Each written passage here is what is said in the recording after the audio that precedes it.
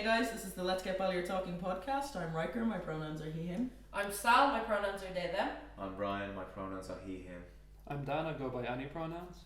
Yeah, so this podcast is going to be bringing to light some of the issues and aspects of being part of the LGBT community, both within Ballyfermot, which is our area, and the surrounding area of like Dublin and Ireland in general as well.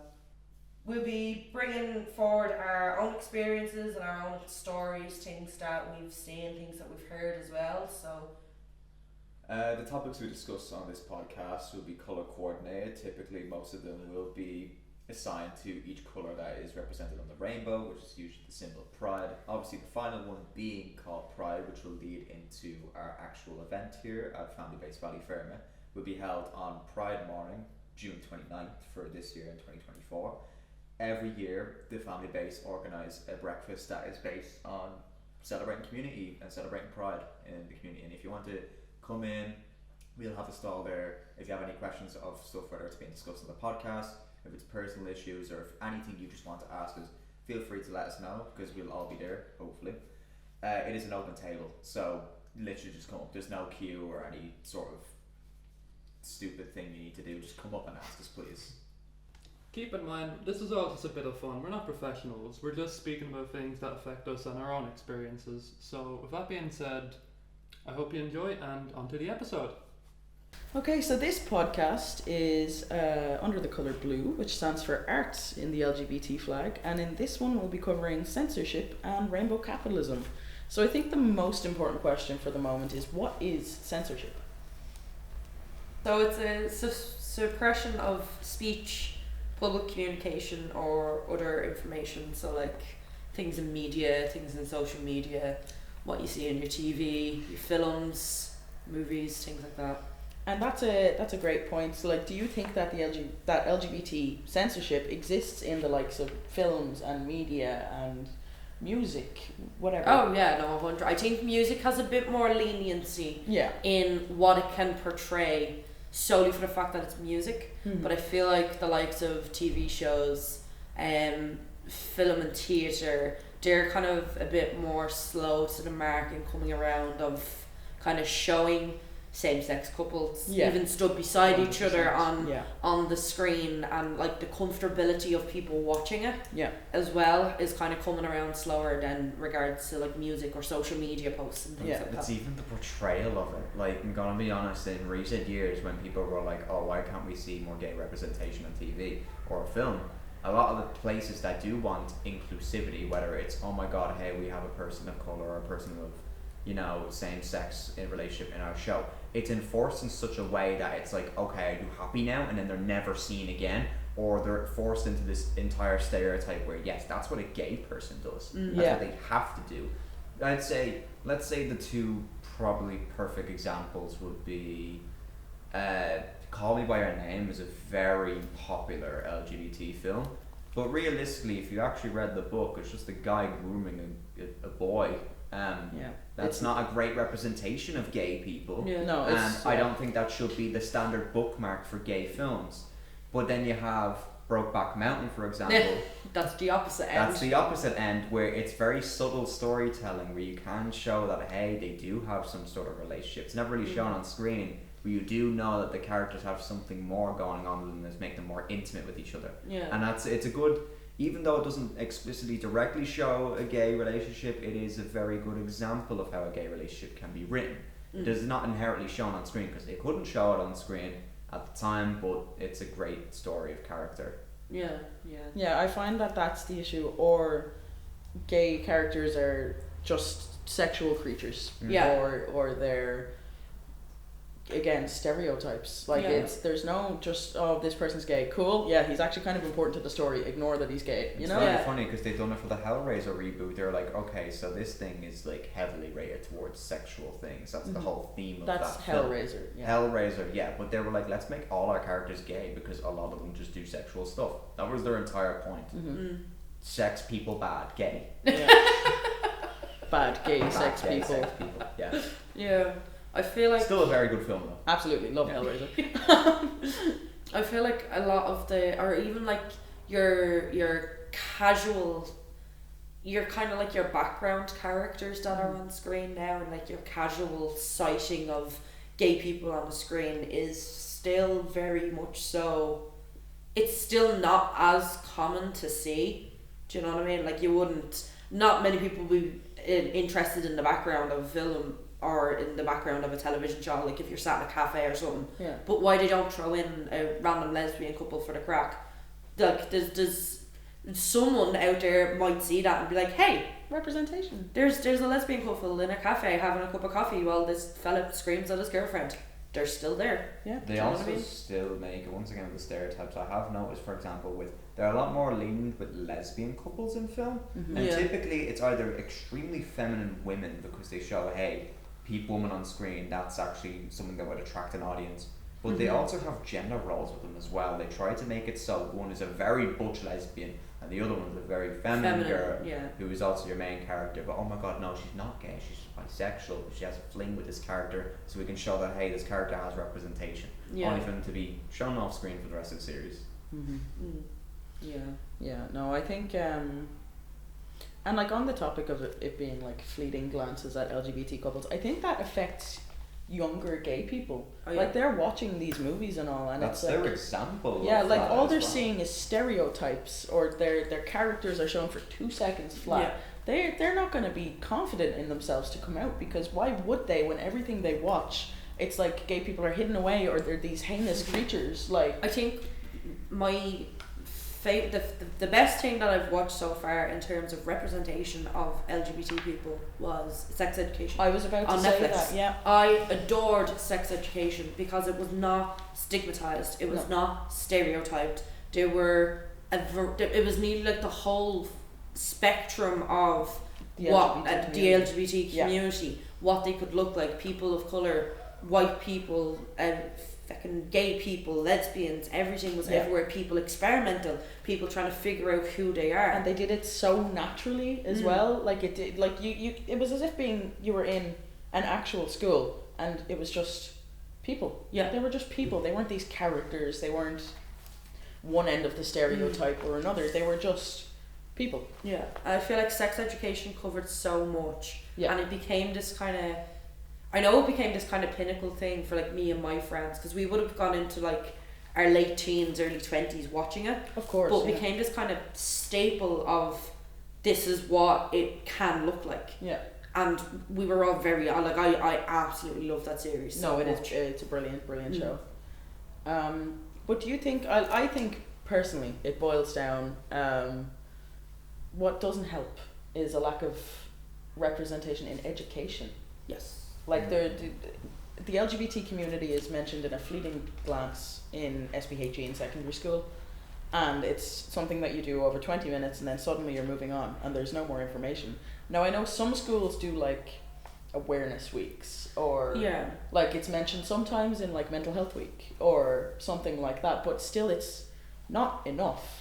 Because I even voluntarily work as obviously a college student, but I do work with disadvantaged programs with other schools. I return to them and stuff. And one of the ones I work with for one of my projects is they've done the topic of peace and justice, because it's one of the 30 goals that we have for 2030. All the stuff that they've done, none of it actually had to do with any sort of LGBT stance. It was about awareness of culture and diversity. Exemption from that. They weren't allowed to make a topic on that because they already had a diversity week at the start of the year. So you're not allowed to have that because that would take time from the rest of it. But it's about community, culture and peace and justice. The whole point of that is uniting people. So segregating one community because they've already had time at the start of the year. They strategically place at the start of the year, so say if people aren't coming in, well, they've missed that, so they don't have to go back to their parents and be like, wow, there was a pride flag on the wall, wow. Because that was actually a thing, and I'm not going to disclose the school, but the school had a mural, for example, that was the hallway that connected extensions, and it was destroyed in that same week. So, whether that's through obviously media coverage, because obviously there's a blind following for hate and drama is constantly targeted towards the LGBT community, and it's fed to a younger generation that are a lot more vulnerable, and they see that as their prime example of what to do when approached with a rainbow. Yeah. Have you noticed in like maybe primary schools, for example, no one actually cares about rainbow because it's actually very good for learning. Colours. It's just colours. You're and learning as soon something. as you get to secondary school, it becomes a gay thing. Yeah. Like I remember we were doing, we had a Pride March at the Ballyfermot roundabout. I think it would have been 3 years ago maybe. Right. And we were walking. I took a group of young people down there, and obviously we all got done up in our colours, and we had a flag, and we were walking down, and it was a whole community thing. And there was this group of, I'd say these kids couldn't have been more than 12, do you know, type of way. And they screamed at us, look, they have a gay flag. And it's like, I'm carrying a rainbow. Yeah. But it's known as a gay flag. It's the gay flag. Yeah. They're gay because they're carrying a gay flag. It's no longer a rainbow anymore. No, it's, and I think like you mentioning that the mural was destroyed. I think vandalism in itself is a form of censorship. Yes. Like, because these young kids that are possibly part of the LGBT community are walking past and seeing what's done to something that represents them. That's silencing them. Yeah. Like, especially at the the core. media love to actually portray that as well. You see on your phone, say for example, it is one street in the entire world that had a rainbow Crossroads, yeah. Oh yeah. And they're doing skid marks on it, they're destroying with the tires. They're destroying their own tires for that matter. Yeah. It's just they get repainted. They're wasting like €100 worth of tires on that just for nothing. Yeah. But it's that it got coverage and it got spread to the audience that will listen to that and be like, yeah, support this, go that. That reaches a wider audience and they all see it and like, oh, because this is popular, this means it's good. A lot of people look at numbers. Let's say TikTok, for example, that is a big one for it. If something gets, say, 2,000 likes, people look at that and think, oh, it's nothing, it's not popular, I'm probably not going to like it, I'm going to ignore it. But if it gets 2 million likes, 2 million likes, everyone else has to have liked it, so I must like it instead. Yeah. And it's like a subconscious thing. They don't even realise they're doing it. Like. Yeah. But on the topic of coverage again, do you think LGBT hate crimes or crimes surrounding the LGBT community in general are aired less than other crimes in the area? Yes. 100%. Yeah.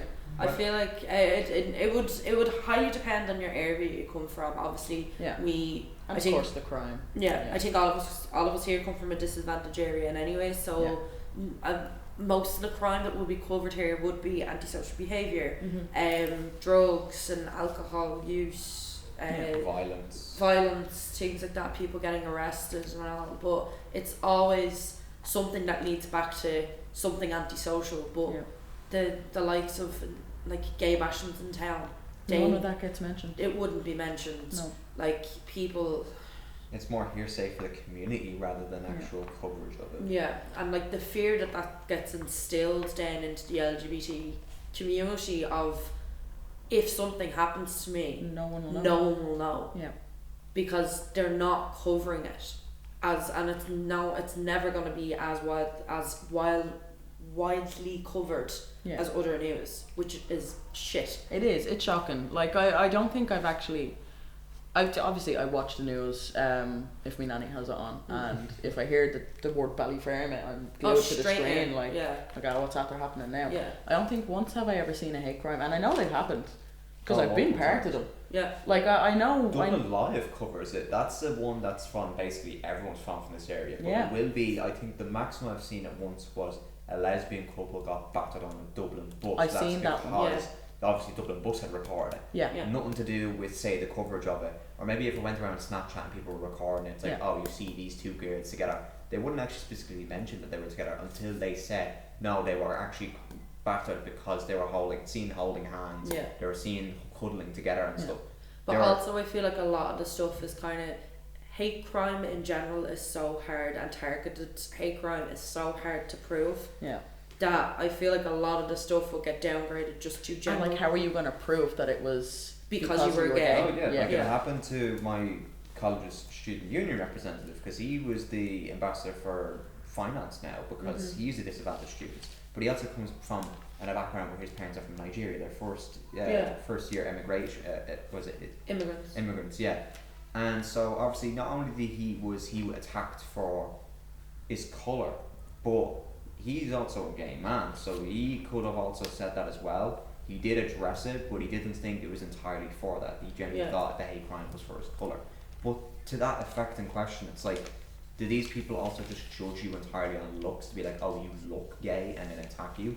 But then how else can you prove that then? Yeah. You know? Oh yeah, I've been screamed at walking down the road. Yeah. Because I look gay. Now I've been screamed. I know I look gay. But I have mates that are completely straight. Yeah. And very comfortable in their sexuality, and they've been screamed at for looking gay. Yeah, like, and then the Olympic qualifier boxer that was actually meant to be participating in, I think, in 2021 or 2022, he was battered at Halfpenny Bridge because the group of people thought he was gay, because you know what he was wearing was a white flannel, right? I don't know why that is associated with gay people. They all thought him and his mate, they were literally just hanging around and having drinks.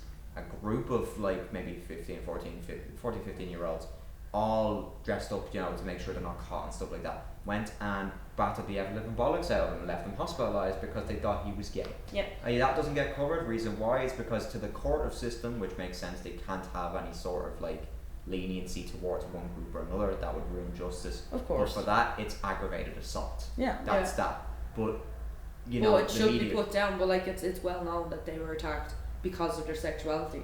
So then you're looking at where are our hate crime laws? Where are the hate crime laws to protect people of the LGBT community? Yeah. To protect people of any community that is considered a minority, yeah. People of colour, people of different religions, people in the LGBT community. And like they're pushing it in the completely wrong direction. They're trying to do back to the censorship thing. They're trying to censor hateful words, right?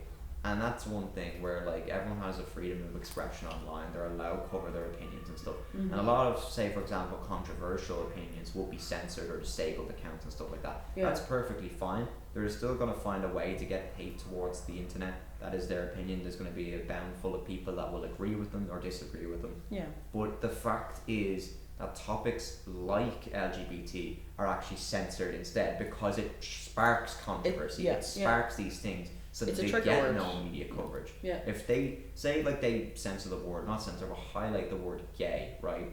Typically that's used as a slur online. Yeah. Even though it could easily be talking about, oh hey, this is a gay relative, gay couple, gay relationship, yada yada yada. Yeah. But no, because it's always highlighted online as, oh that's gay or oh this. Yeah. If you look at say Vogue magazine, perfect example would be they would post maybe a fragrance and there'd be 3 slides, straight couple, lesbian couple, gay couple. The biggest target demographic in the comment section would be the gay couple. Why are you showing this? Ugh, unfollowed, yada yada yada. Why do you show gay? So the word gay is then highlighted and censored on the page. So if you mention that word, your comment gets deleted. Yeah. Even if it could be a positive thing, like thank you for having gay representation censored, just because someone else said that's gay. Yeah, it's so stupid. Like it's irritating, but my blood is boiling. Yeah, there's only so much we can do. We're just 4 people in a room. Yeah. And on to the second topic of our podcast today: rainbow capitalism. What is it? So rainbow capitalism essentially is, so in Ireland, Pride Month is June, and what I think nearly every organisation does in Ireland is they plaster as much rainbow shaded, coloured, stickered whatever, or the big pride across with pride across it on their front doors, and they say we support the gays, and that's it. Yeah. And then the likes of your shops, your retail, your services, they will Pennies will put out all of their pride collection, and it's like a white t-shirt with a rainbow on it. Can't get it all year round, but you can get it for €16 in the month of June. Like, and it's the same t-shirt they'd sell for like £3 any other day. It just has a rainbow on it. Yeah. And now it's £16. And they're able to, like, once it has a rainbow on it, they can bump up that price as much as they want. Yeah. Oh, Calvin Klein was a disgusting one for it. Say for like a 3-pack of jocks for men would be, you're on at a hefty €30 already. So €10 a jock, right? They released a thong for €95 plus shipping, so it's €105 for a thong because the strap on it had rainbow colours. Now keep in mind, they also delisted all of their thongs that they originally sold, so they're black, whites, they're neutral colours. So the only one you could get is this rainbow? The only one you could get was a rainbow thong. And they made it unisex as well, so that women would also get targeted towards that as well. I would love to know how much of them proceeds go to LGBT services. Zero. No. There you go. That's another thing. Do you think businesses or companies use rainbow capitalism to exploit the LGBT community? Yes, 100%. When it gets to that month, or even if you're going outside that month as well, if they want to be seen as a hip crowd, you get the most LGBT queer looking worker that you have, you put them on the front desk. You stick them on the registers, you put them greeting people, you slap them on the floors, you do whatever you can to prove that you're inclusive. And you do what you can to prove your inclusivity. It's a load of bollocks. Now, of course, not all business or companies fall under this. There are businesses that will, yes, they'll put out a pride collection, but there'll be proceeds put towards services or charities that will help LGBT people and help the LGBT community. Like they're working for the community rather than using them to gain more money for their own benefit. And there's also companies that'll leave the pride flags up year round, and that they'll always be a safe space. That was definitely a big thing. Say like corporations, for example, like even though their packaging may not have changed and people are like, oh, why aren't you doing this? They're like, well, we have our social media profiles as rainbow, so that counts, I guess. And then people will be like, oh, well, they support it online. Yeah, so they slap a rainbow on their Instagram, like. Change it as soon as it's July. Like. Yeah, literally. Like, change it all back again. Hate the gays. You get 1 month. Like I know the company I work for, at least, they're very supportive of the LGBT community. Always have been. They have no choice. There's so many of us working in the workforce. We outnumber you. But like I know people that would work like office jobs and stuff like that. They'd say they'd work in the office of companies that would like sell goods and retail and that type of thing. And they're kind of brought out of the back rooms to go work on the floors in the month of June. It's like and then once June is finished, they're like, okay, back to your desk. No one can see you. Whereas like with mine, I'm always there. Like I'm front desk thief. No choice. No choice. There's also a weird over sexualization that comes with rainbow capitalism. You see a lot more, like say for example, sizing with shirts will be, you know, your S, M, L, XL or XS.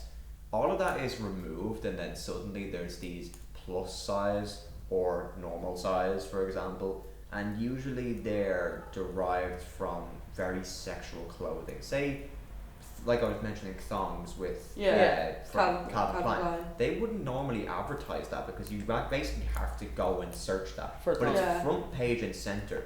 And you can also buy the look off this person, whether they're naked or they're wearing a crop top or this certain vest that is also rainbow straps as well.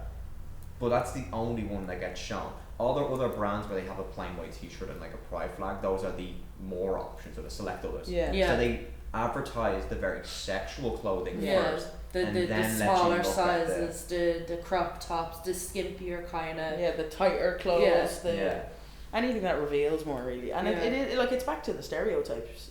They just think like, gay men and gay women are just like, oh yeah, all we do is show our body and stuff. And that has definitely affected a lot of the events that go on, say in Ireland, for example. When I went to, say, Pride 2023, a lot of people there were with families and children, and that came up with a big thing, is that there was actually sections of the Pride Parade that had their fetishes on display. And they were obviously wearing branded sexual clothing like that, yada yada yada. But then because that's also associated with the product then, and you look that up, all the children were going to see that and be like, oh, that's what it means to be a gay person when they look up online.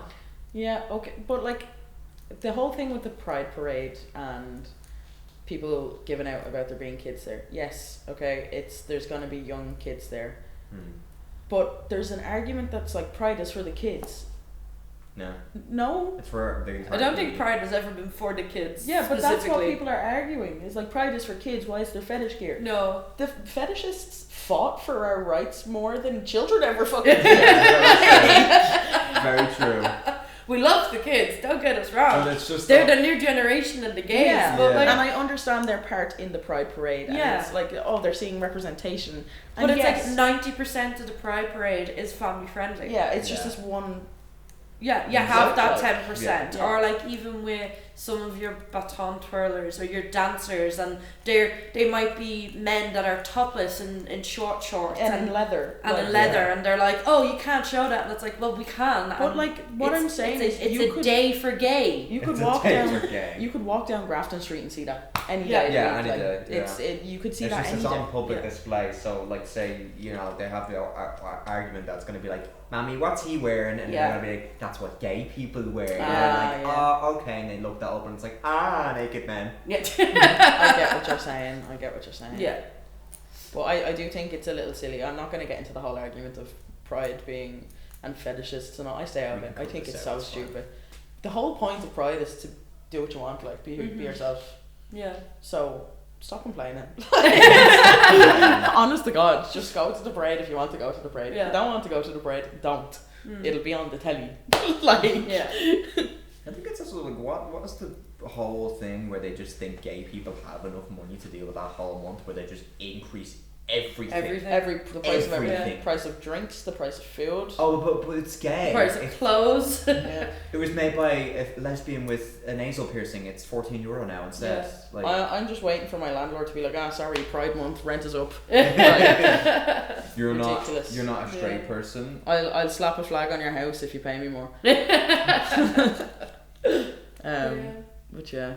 So that's the end of this one. That's pretty much everything on rainbow capitalism and censorship. If you have any questions, or if you want to do the whole Pride Parade debate, we will be having our open table Pride breakfast morning. You can come debate with us, go to Pride, do what you want.